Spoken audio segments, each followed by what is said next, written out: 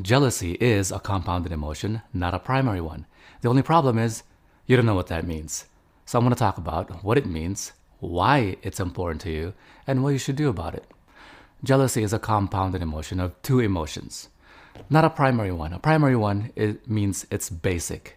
It's the axiomatic emotion. It's the emotion which has secondary emotions, which is the source of those secondary emotions.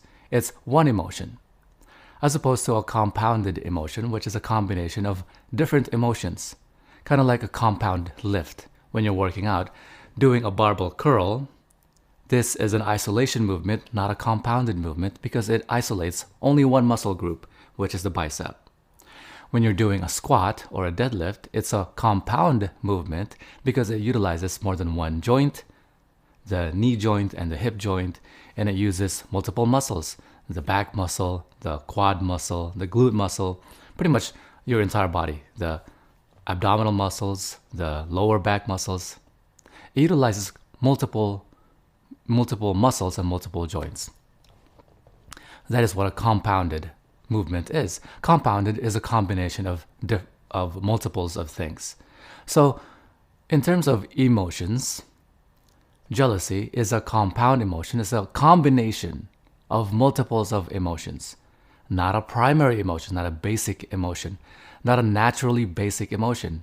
Because the challenge is, the problem is, the overwhelming tendency people think is that jealousy is a natural emotion, a basic emotion, one of which is a part of a wonderful relationship.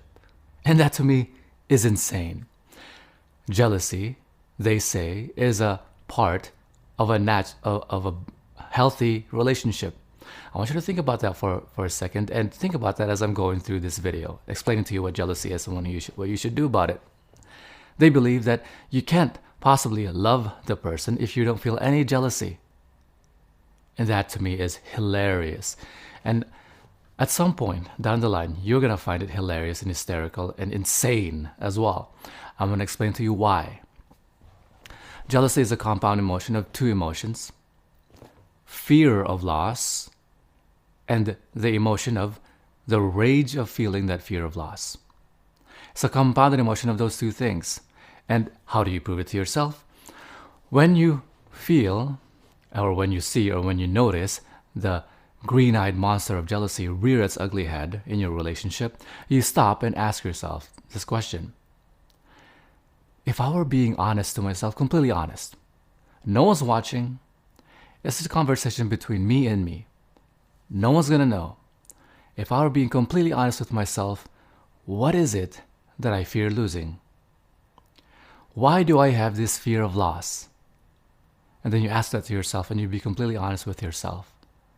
And then once you figured out what is it that you fear losing, now you know why you feel jealousy, because it's that compounded with the rage from feeling that fear of loss. And that is what jealousy is. And so whenever you feel that jealousy and you figure out that it's actually a fear of loss, what do then? You have to communicate with yourself. You have to be honest with yourself, recognizing that it is a fear of loss emotion and a rage from feeling that fear of loss. And then when you feel that jealousy rearing its ugly head, showing up in your life, showing up in your relationship, you stop and tell yourself, I'm going to leave this alone for now because it's nothing to do with the person whom I love. It's merely my ego screaming at me saying, oh no, if I gave my beloved choice, she or he might not choose to return to me. Aha, so jealousy then is the rage from that. So now what I gotta do? What most people do is they geld their partner from having those options. Oh no, what I'm gonna do is I'm gonna stop them from having those options so that I don't feel that fear of loss. That's what jealousy is. That's what people tend to do when they feel jealousy. And so you tell yourself, who the fuck am I to stop my partner from having those options? What am I going to do? Geld them? Prevent them from having those options? Prevent them from doing the things that they want, they like, they choose to do, that makes them feel more actualized and alive?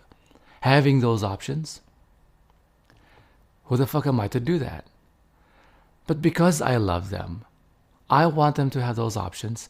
I want them to pursue things that they want, that they like, that they feel is good for them, that they desire, or people that they desire. Things they desire, people they desire. It doesn't matter if you love them. If I actually love them, I would actually support them and help them pursue those things. You understand?